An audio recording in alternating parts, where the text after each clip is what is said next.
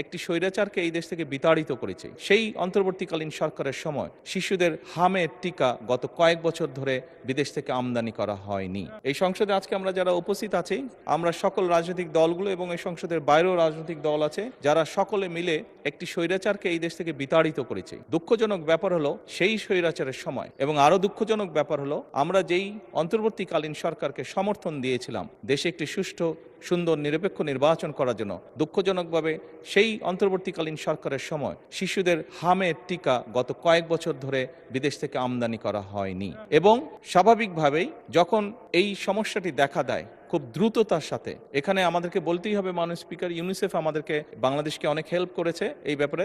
দ্রুত তারা হামের যে ভ্যাকসিনেশন সেটি খুব দ্রুততার সাথে পাঠিয়ে দেয়, যার ফলে আমরা ওষুধগুলো পেয়েছি এবং প্রায় 2 কোটি শিশুকে এই হামের ভ্যাকসিনেশন আমরা দিব। মাননীয় সংসদ সদস্য, আপনি যে প্রশ্নটি করেছেন যে টেস্ট করার যে কিটটি, এটির স্বল্পতা রয়েছে, সঠিক, এটির ব্যাপারেও সরকার কাজ করছে। এর মধ্যে অনেক কিট এসে পৌঁছেছে, খুব সম্ভবত একটি কিট দিয়ে বোধহয় 3টি শিশুকে টেস্ট করা সম্ভব হয়, 3টি টেস্ট করা যায় একটি কিট দিয়ে।